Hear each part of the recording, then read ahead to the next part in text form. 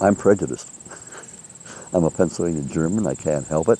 And besides, they're some of the largest and most magnificent structures, and using medieval timber framing, they're just very interesting from the technological point of view, and they reflect the traditions of the European areas from which the settlers came. So they bring all these things over here, replicate a European barn landscape in Pennsylvania, continued, and then it spreads right across country. It's a neat story. Robert Ensminger is an internationally renowned barn historian and is considered the foremost expert on the Keystone State's iconic structures. He literally wrote the book on the Pennsylvania barn, which has been described as the first comprehensive study of an important piece of American vernacular architecture, the 4-bay bank barn, better known as the Pennsylvania German barn.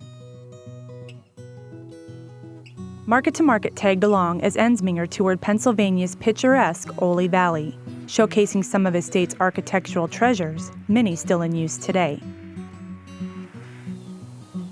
The Shire, the Hoppus barn, was built by a Caspar Mahl, who was a Hessian from the north-central part of Germany. He brought his barn style with him when he stayed here after the Revolution. His farm was only 50 acres, so it didn't require a real big barn. So even though they were building two-level bank barns at that time, he chose to build a typical ground-level Shire barn for his small farm in the Ole Valley. Barns in this region typically are classified as either banked or ground, with the latter variety having no basement. Pennsylvania is one of few states that has a style of barn architecture that bears its name. The traditional Pennsylvania barn is a type of banked structure built in the U.S. from about 1820 to 1900. The most distinguishing feature is the presence of a 4-bay, an area where the barn overshoots its foundation. These barns were banked or set into the hillside to ensure easy access to both the basement and the level above. The barn we're at now was the next generation of a true Pennsylvania barn, which has a bank plus the diagnostic 4-bay. Since it's two levels, it was much bigger. You could house cattle and animals in the basement stable. You could store hay and straw on the upper level. You could thresh on the threshing floor. So it was a versatile, multiple-purpose barn, which became the model then for the barns that developed beyond it, larger and being built of different materials as time went on. Today, many of these symbols of America's agricultural past are threatened by demolition. Too often, the weather-worn structures are razed to make way for progress, and part of Pennsylvania's heritage is lost forever.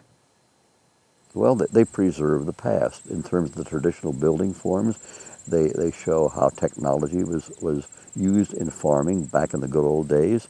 And although it's changed, the amazing thing about these Pennsylvania barns is that in spite of technological change, they're still versatile enough to serve farmers today. We know that those people were building out of tradition more than from plans. None of these barns were built from plans. They're all vernacular structures. So it shows their European origins, the style of the barn they had. It shows that they were hardworking, industrious people. They had to be to survive on a farm in those days. Along with Ensminger, an enthusiastic group of people is working to preserve and protect these historical icons. A few years ago, the Historic Barn and Farm Foundation of Pennsylvania, or HBFF, was created. Our purpose and goal is to do as much as we can to make sure that these barns remain standing here in the state of Pennsylvania. Unfortunately, because of a lot of urban pressure and neglect, we're losing historic barns at a very rapid pace.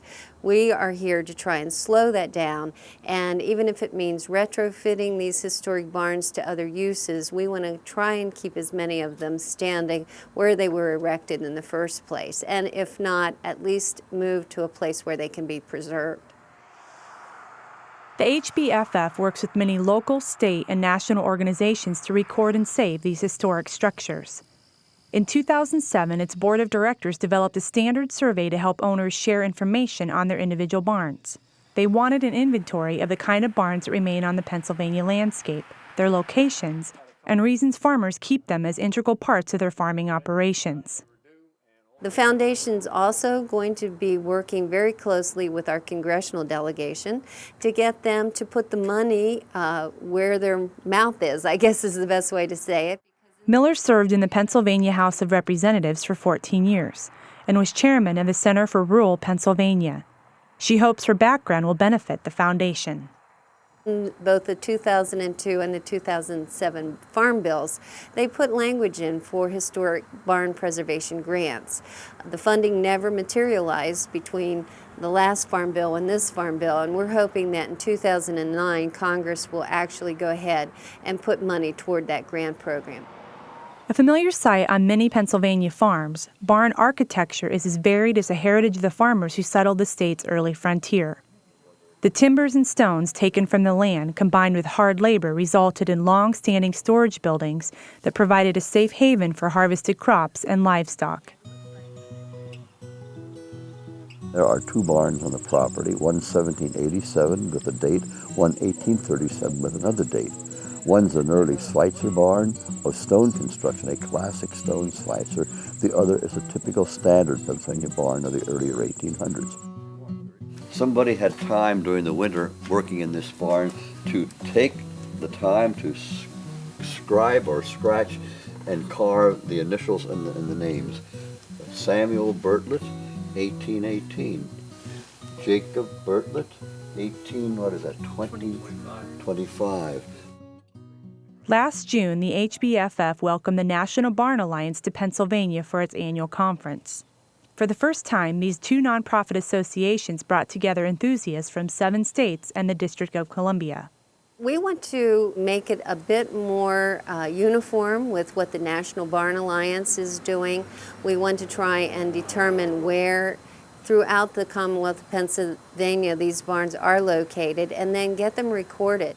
My hope is not only do we document them, which is the first step, but in the process of documenting, we get people interested enough to want to maintain them and keep them and take care of them and repair them and use them, because if they're used, they're going to stay.